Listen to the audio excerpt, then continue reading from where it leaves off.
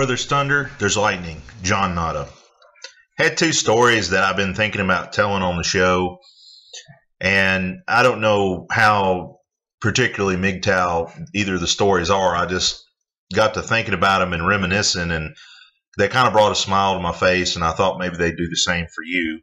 Several years ago, and it's been probably about 10 to 12 years since all this happened. But I remember being in my grandma's, the town that my grandma lived in, which she didn't really live in the town. She kind of lived on a mountain back in what's called a holler. And some of y'all may be familiar with that. Well, grandma went to this church that was back up as a mountain church. I mean, you had the church, and then there was a bunch of little houses and things around. And of course, everybody that went to the church knew each other, grew up with each other. Most of them were related to each other. And they used to have this thing called Revival Week, mostly in the summertime. You know, when the kids were out of school, they would have the vacation Bible school. And, you know, kind of when things slowed down at people's jobs and work and everything, they would all get together for that week. And a lot of times they'd have a big meal before or a big meal after. And every day of the week, you know, they'd have the vacation Bible school for the kids. And then they would have like a teaching or something for the adults in the main sanctuary. Now, the guy that preached at this church, his name was Johnny. Johnny was a really good friend of mine, and he passed away.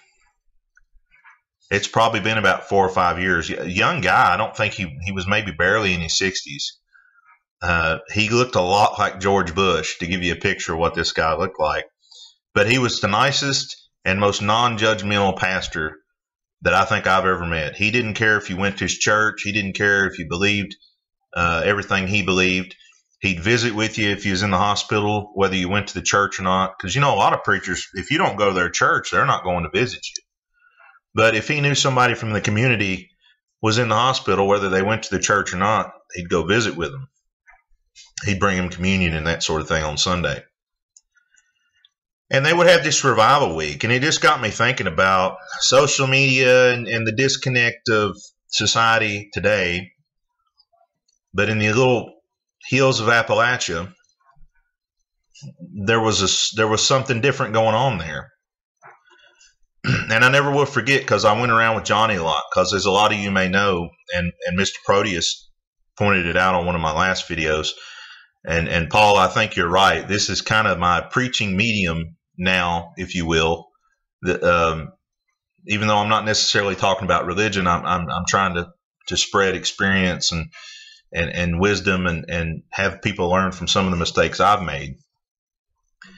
And I would go around with Johnny, because a lot of times I filled in for Johnny when he was out of town, or a lot of times he just let me fill in and get experience preaching and speaking to people. But I just never will forget that. It's one of the good memories that I have of that revival week. And there was a man that came down that used to live in the area, but he no longer lived there at that time. But he'd come down every year for revival. And me and Johnny and him would go to everybody's house. You know, they would invite the preacher, and they would invite the special guest speaker to the house for a big meal. Usually it was right before they were going to do the service for that night. And you talk about some of the best food. I mean, I haven't seen food like that in years. Everything come out of somebody's garden. It was just really good food. And some of the stuff I'd never even seen. I couldn't even tell you what it was, but it was just tremendous. Everything was just made from scratch. And then we'd all go, you know, nestle into the church, and Johnny would you know, give a message. But there was such a sense of community and a sense of togetherness and a sense of caring about one another. The other story, and I don't guess it was really a story, but the other story was, I remember a buddy of mine was getting married down in Georgia. And at the time I was in Knoxville. And this guy had just graduated the year before me and this other friend of his. And so he had went back to Georgia and was getting ready to get married. Well, the weekend before that, of course, me and this other guy that he was friends with were both invited. You know, we were going to be best men in the wedding and all that.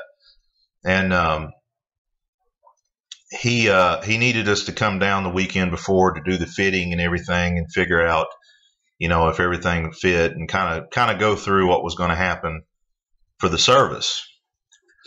We were on our way down there, and it was about a 2-hour drive. And I don't know why I didn't think to check the gas gauge before we pulled out.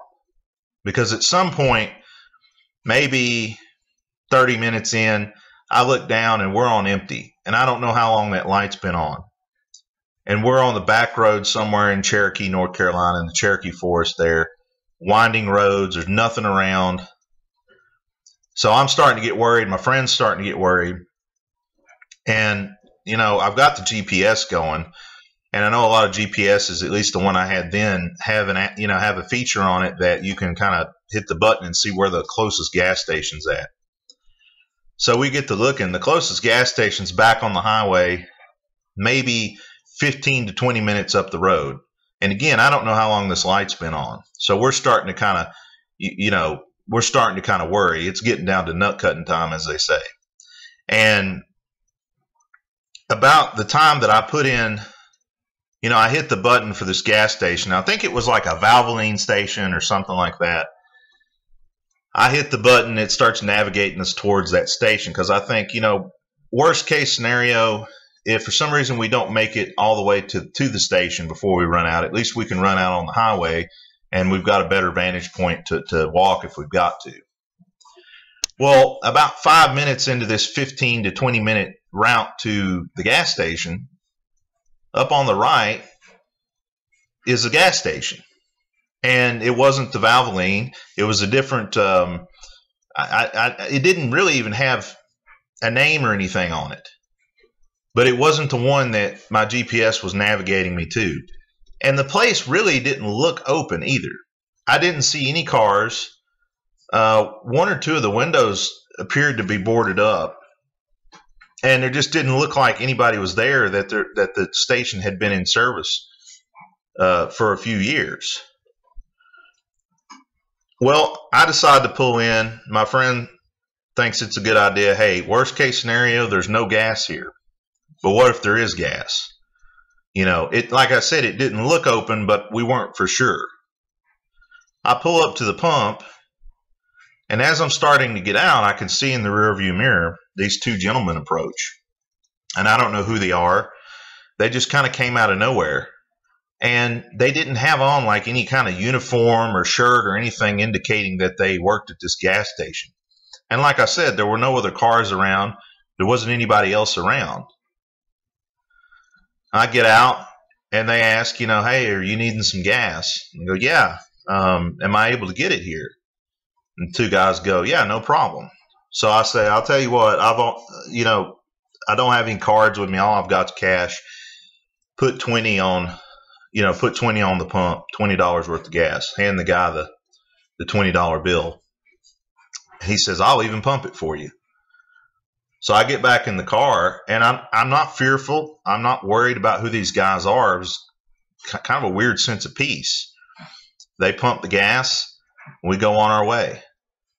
And as we're driving off, I look back. I don't see the guys there anymore. Well, on the way back from all the festivities down in Georgia, I say, hey, we're coming back the same route. Let's see if we can find this gas station, because we'd been talking about it all weekend and we just couldn't figure out what the deal was with it. Well, we took the same exact route back and we couldn't find the gas station. In the scriptures, it made me think of this. It talks about, you know, basically being mindful of your P's and Q's, because you never know, you may be in the presence and entertaining angels. Were they angels? I don't know, man.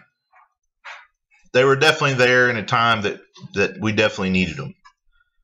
No matter whether they be angels or just some helpful people, it kind of makes you think. And so I wanted to share those stories with you. I hope you guys found those interesting. And maybe you guys have some stories of your own. I'd be interested in hearing those as well. As always, guys, go your own way or don't. The choice is yours.